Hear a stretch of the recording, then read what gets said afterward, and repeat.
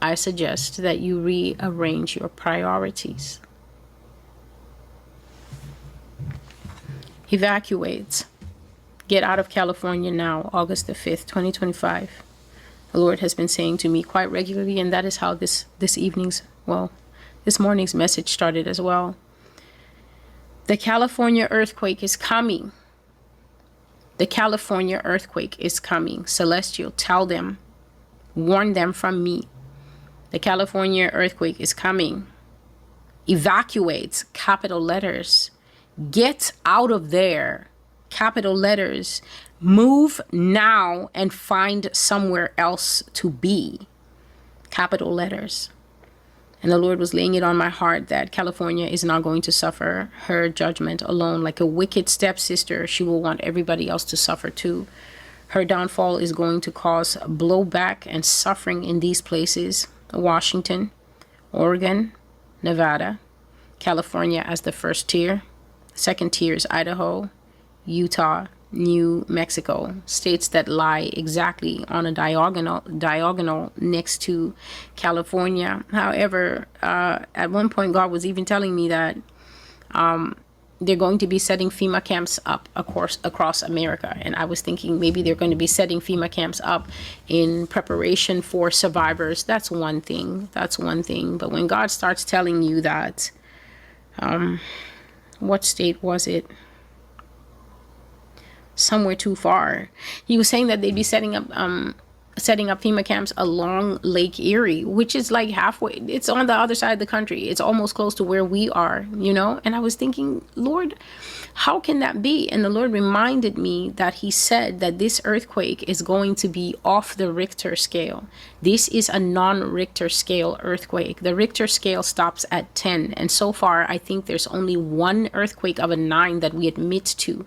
I stand to be corrected because I don't really delve into that area. But the only earthquake that we know that hit a 9, it might be a 9.0, it might be a 9.5, is the earthquake that occurred in 2011 in Fukushima in Japan. And the fallout of that earthquake was so bad that the waves went out and basically destroyed that region. I mean, they just suffered complete structural collapse, complete structural destruction in that place.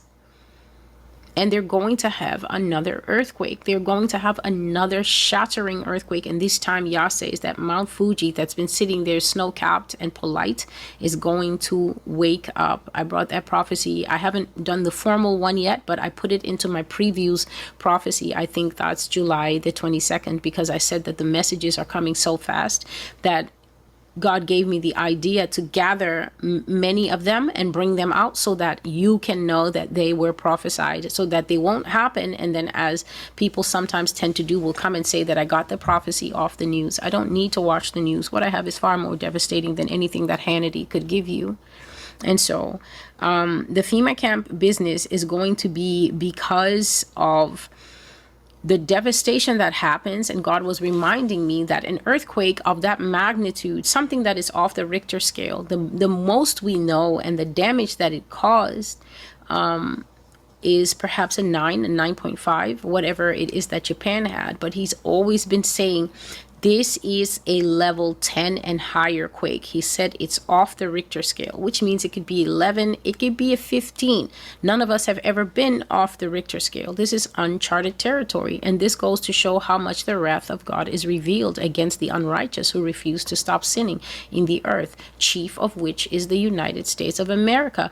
When God decides to go into what he calls legend, meaning that you haven't seen it before, you haven't heard it before, if it ever happened in the world, like what caused Atlantis to fall to the bottom of the sea, the continental shelf broke, and those people, their whole civilization, the entire land mass, that all their amazing Anunnaki built buildings and all their amazing fallen angel technology, it went to the bottom of the sea. That's how much they angered God, when God causes a never before seen thing, you have incensed him, meaning that you have stoked and stoked and stoked his rage like a fire that you kept saying, more wood. He's not angry enough. More wood. Do more things. Say more things. Cause more things to happen. Ignore him more. Laugh louder. The mockery isn't high enough. It's not reaching him. You do Tower of Babel in your behavior, and then we'll act shocked when we have finally come to a crossroads like this.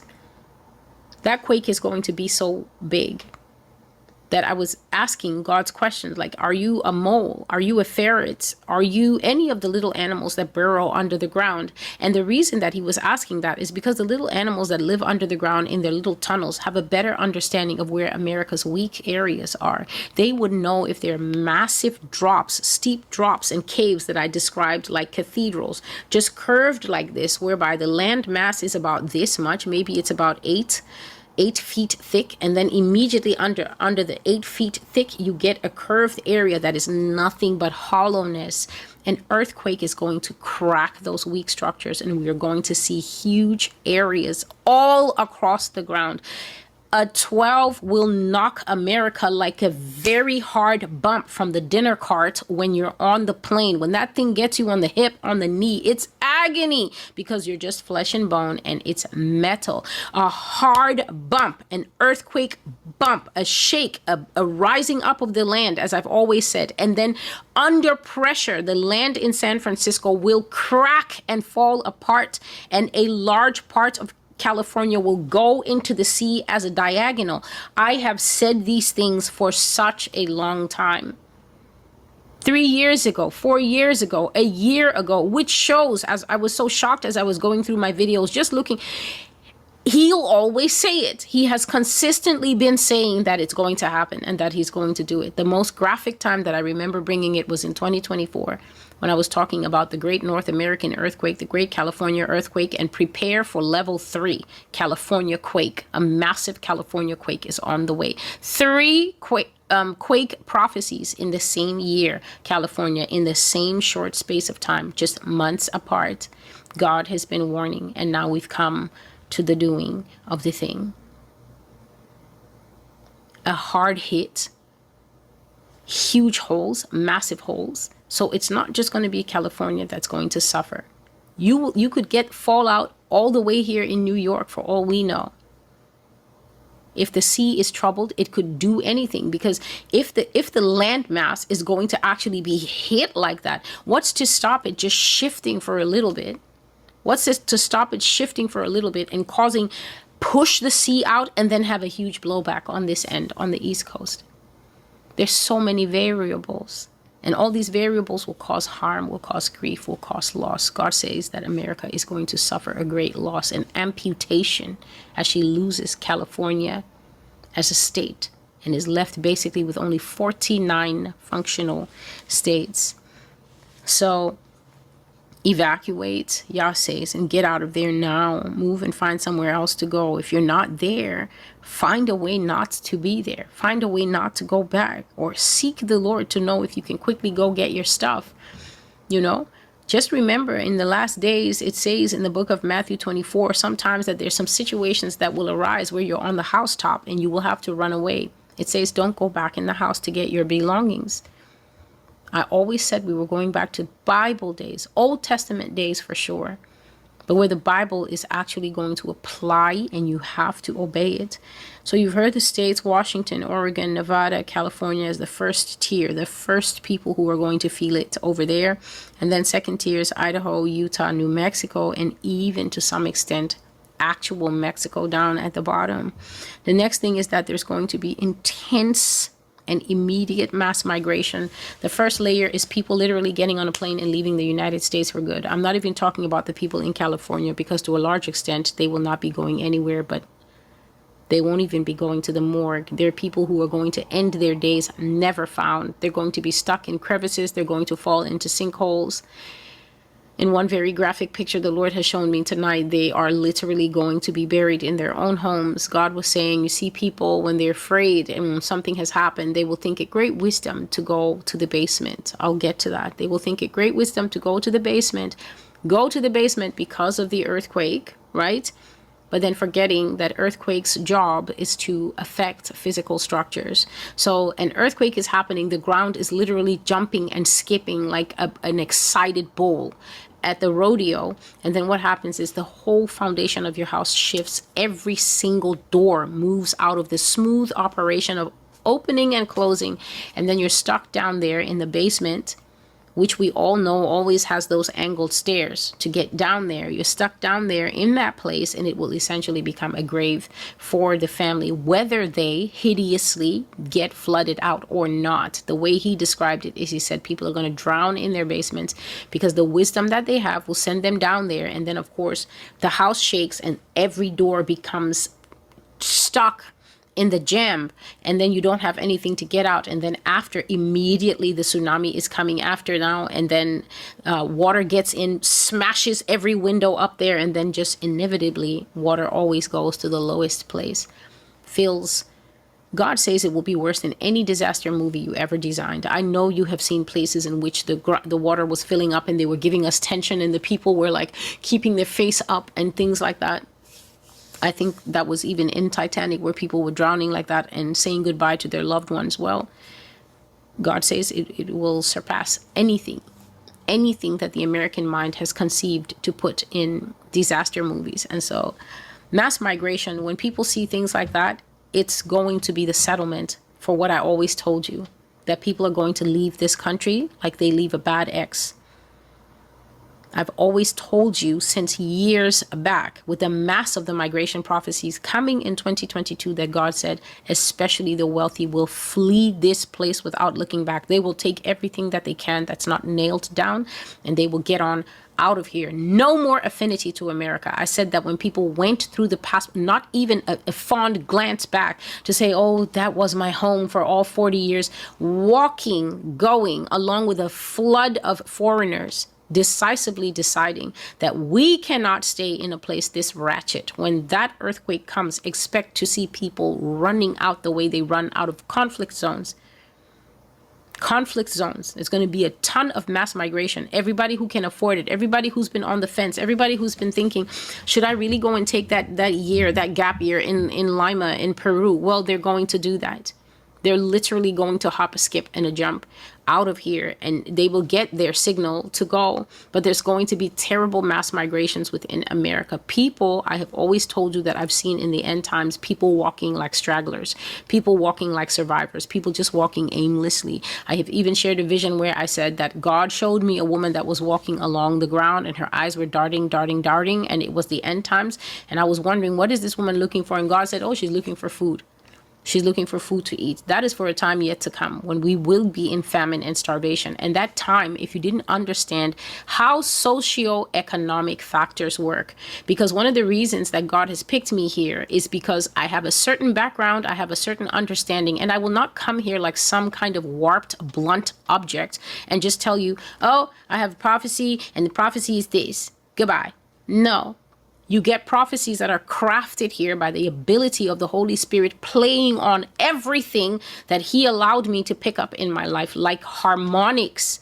The reason I can explain Anunnaki and all these things to you is because God taught me them. And as a child, I came up reading such books, fascinated by them, fascinated by the dragons and the fairies and the ogres, reading these books well into young adulthood, not even ashamed. People like, why are you reading such a book? Aren't you too old? I don't care. Reading the Greek mythology until the Lord spoke to me in 2013 when he was revealing mighty men to me and told me all of them who fought Jason and the Argonauts, all of them who made Odysseus's life a living hell, the giants that crunch bones, that crunch human bones and that prefer to eat people. God was telling me None of it is myth. It's all history that the writers of these books have chosen to downplay and forget. They teach it in their schools as professors. They teach it as lore. They teach it as if the people of the ancient times were stupid. The Lord told me they were not fools. They wrote what they experienced and saw, and that knowledge has all been forgotten because of the arrogance of man. God chose me for a reason. When you suffer an earthquake of this magnitude, the country is destroyed. Depending on how bad a natural disaster is, a country can go broke off the back of a Fukushima. A country can be shamed and nearly destroyed and take 10 years to build itself back.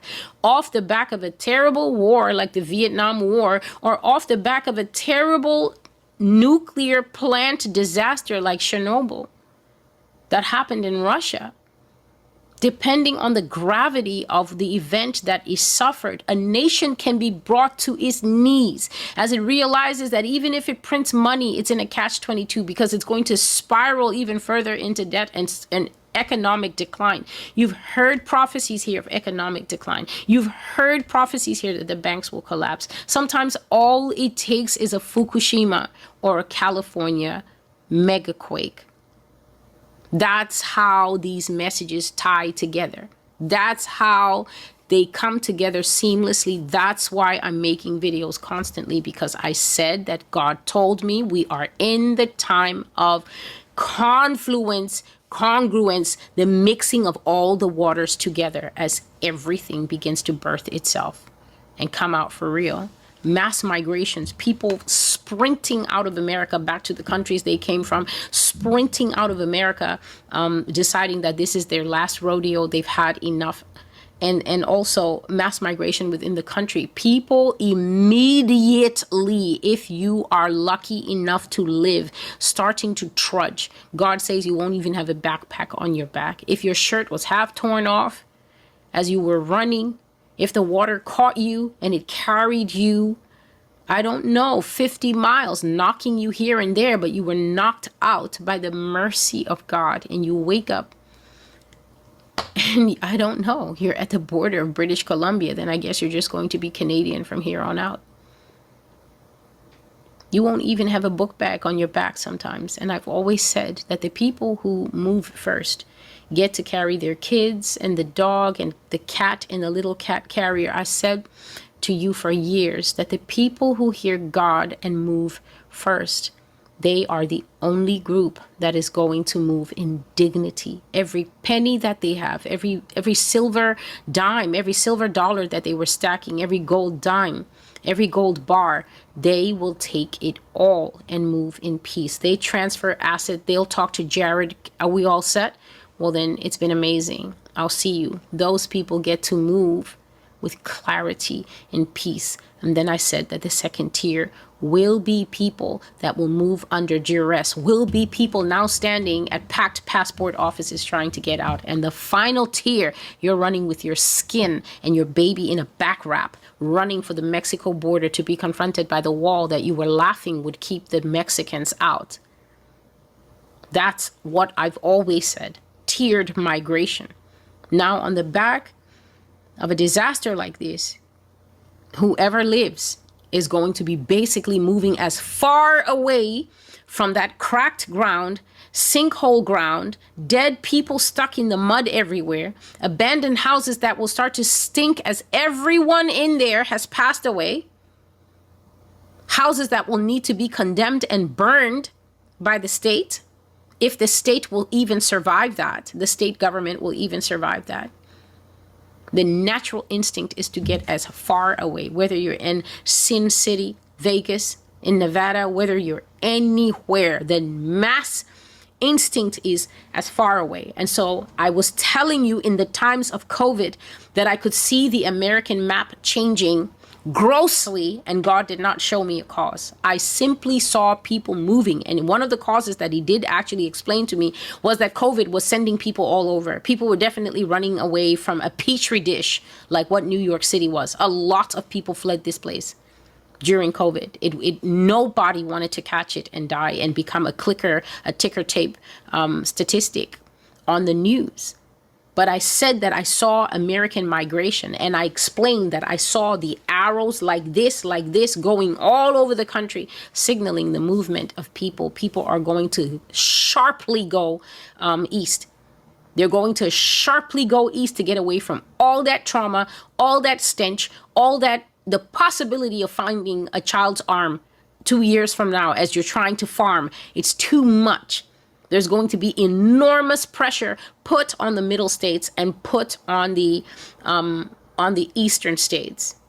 So when pressure is put, when mass migration happens, what you can expect automatically is a spiraling in living conditions. You can expect squatter camps, you that like tree-lined streets, you that like neatness, you that like that, no, they don't belong here. There will be nothing like that. FEMA camps are going to pop up everywhere because the whole nation is going to try and fail to cobble together some type of existence. And this is why I'm here to tell you tonight that God says he has always told you that you will be a third world nation. It's third world nations that have refugee camps, America. You've seen a few in your time and you've covered thousands that probably you created half of them with your shenanigans. Refugee camps are going to pop up everywhere. And in refugee camps, there's all kinds of crime. People are desperate. People take advantage of the weak. People take advantage of grandmothers. People take advantage of whatever it is they have. People in refugee camps commit murder, steal wallets, steal identities, and then move east and become that guy. Try to max out his cards, try to start a new life. A drifter can do that. A high school boy who has an inner evil streak can do that. A woman can do that. A scam artist woman with a manipulator, she can cut a man's throat, take his sister's ID, whatever the case may be. There's so many variables. Concentration camps, refugee camps. Look at me mixing prophecies. Refugee camps have high outbreaks of disease. Refugee camps have makeshift toilets. Makeshift conditions, terrible conditions. It's not your living room at home. It's not Netflix and chill. It's not anything that you've been coming home to all your life. It's basically a functional cot that will hurt you so bad if you have sciatica. Do you hear that the judgments will range from great devastation to even the small personal things? You run, you don't have your medication, you don't have your medical aid card, you don't have Medicaid, you don't have nothing. You cannot get that medicine that keeps your inflammation down. And God is watching you. You thought you were going to be watching porn all your life, didn't you, Bob? Now your judgment is to sit on this cot that is rickety and your back is killing you until at your age 61, you're sitting in the midst of strangers and you are literally sobbing like a little girl because you don't have the painkillers you're used to and because the cot does not lend itself to your comfort like your special adjustable by the numbers bed used to do. And God is looking at you and thinking, yeah, I've got you now, sir.